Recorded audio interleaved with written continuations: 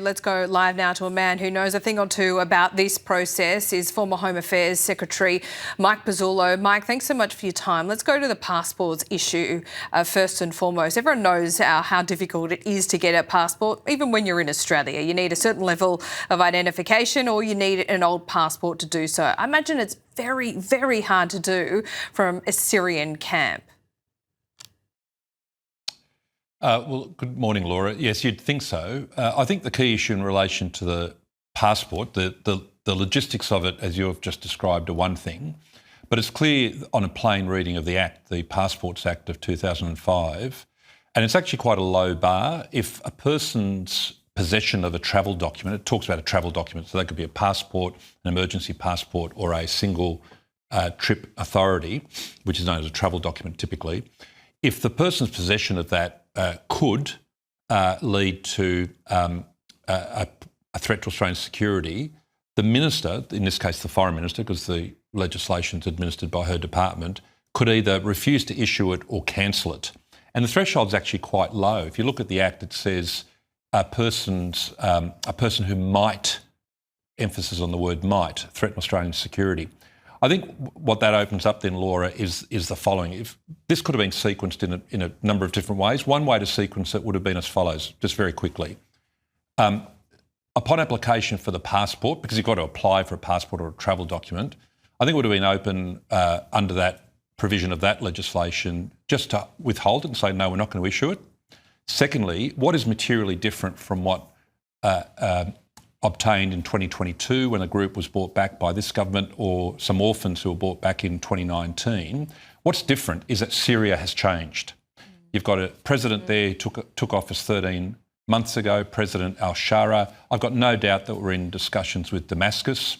We've also had very good relationships with the Kurds, who form the Syrian Democratic Forces, or the majority of them that run these camps. I think a discussion could have been had to address the one really key information gap here, which can really only be tested through face-to-face interviews, and that is face-to-face interviews by ASIO security intelligence officers and AFP counter-terrorism police. You've got to eyeball each one of them. The adults above 18, there's a different treatment at law for minors between the ages of 14 and 17, and then the rest are considered to be dependents. I think if that had occurred, then I think Minister Burke would have been in a stronger position, or a more informed position, to have regard to issuing perhaps more TEOs, temporary exclusion orders.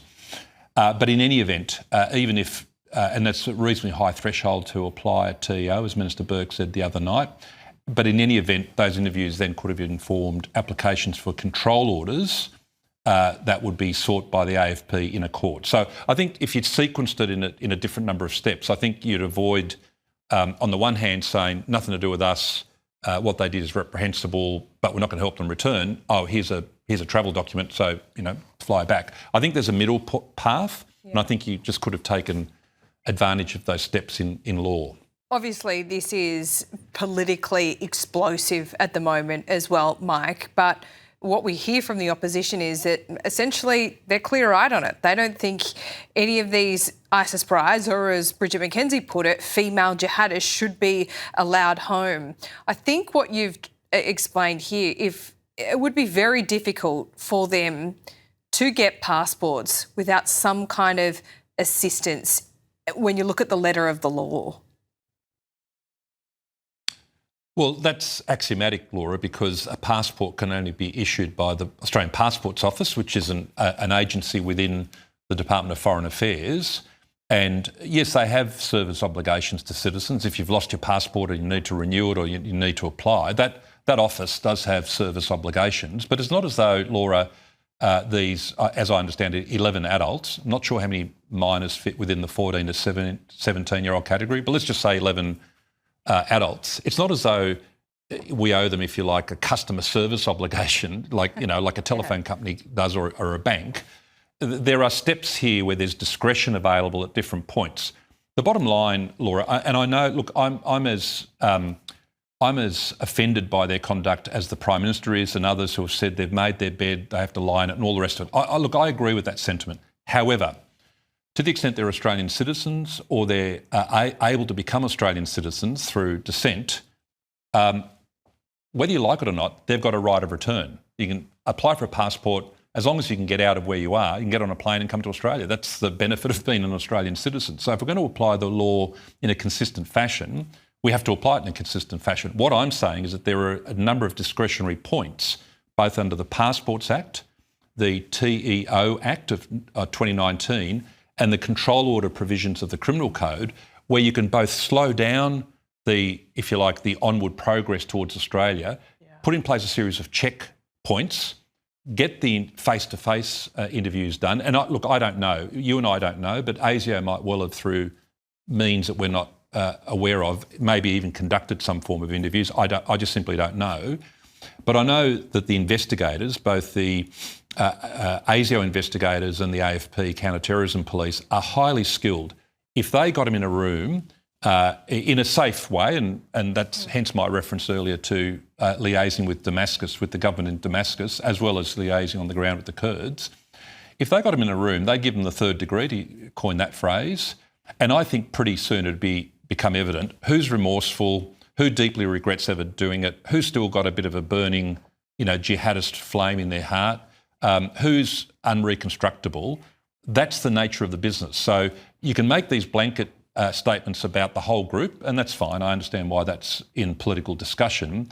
But the law actually turns on individual decisions that relate to individual persons. And what I'm saying is that there are a number of steps that you can put in place, which are not about facilitating their return. It's about actually checking their return, slowing it down, and getting a better sense that can inform an ASIO security assessment. Because it might well be, Laura, and here's the brutal, honest, fact that has to be confronted. It might be, let's say, conduct this mind experiment.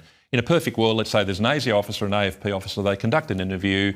They are very clear-eyed. They're flinty, hard investigators and analysts. If they come to a view, I can't stand up a security assessment that's adverse, then the minister's hands are tied, because the minister then can't say, well, I'm going to exclude you anyway, even if the advice is that there's no grounds to exclude you. In other words, it's going to turn on each individual case. So do you think the laws are sufficient? Say this whole cohort does eventually get back here, even if you put the hurdles and the delays in place. As you point out earlier in this interview, they are Australian and, they do have a right to come home, no matter what you think of their circumstances. We also have to remember that the children born into this didn't make a conscious choice here. But do you think the laws are sufficient if this cohort got home and they pose a risk? Do you think the laws are sufficient to keep Australians safe?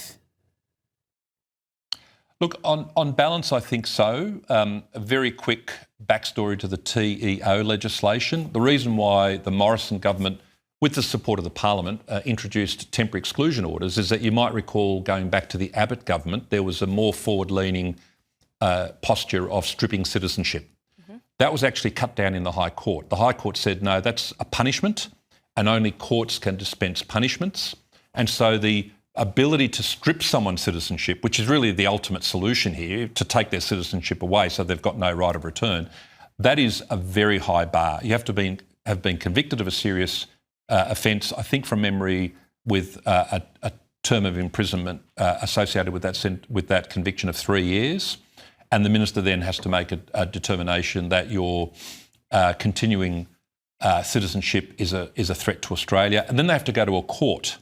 So if you take citizenship stripping away, because I don't think it's available in this case unless there are facts that you and I don't know, the next level down are these temporary exclusion orders. But the temporary exclusion orders are for 2 years at most, and a person can apply, as Mr Burke said the other night on the ABC, the person can in any event apply for what's called a return permit, which, subject to conditions being met, has to be granted. So the most you can delay is a further 12 months. My point is use this opportunity of geopolitical realignment where Syria, we couldn't deal with Bashar al-Assad. He was a tyrant. We would not deal with him. Now you've got al-Shara, who's been to the White House. He's formed a good bond with President Trump. I think there is some scope to say, look, we want to stage this. We want to slow it down, because ultimately, whatever the political discussion is, ultimately they will come back because they're citizens.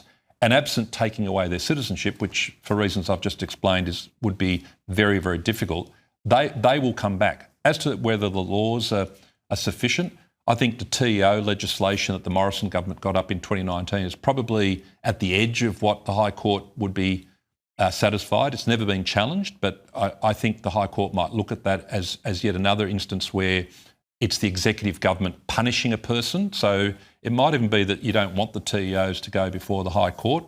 I think the control orders regime in the criminal code are pretty strong, some of the strongest in the world. They impose things like curfews and you can't use the internet, you have to report to police. If the AFP is so minded, I don't see why Commissioner Barrett and her officers couldn't apply for control orders now so that they're in place. Okay. And then finally, as I said, the Passports Act actually has got quite as I read the legislation, quite a wide amount of discretion in it. So there are things that we could do to slow down, check and validate these persons before they arrive in Australia. Mike, invaluable insights as always. Thanks so much for your time today. Thanks, Laura.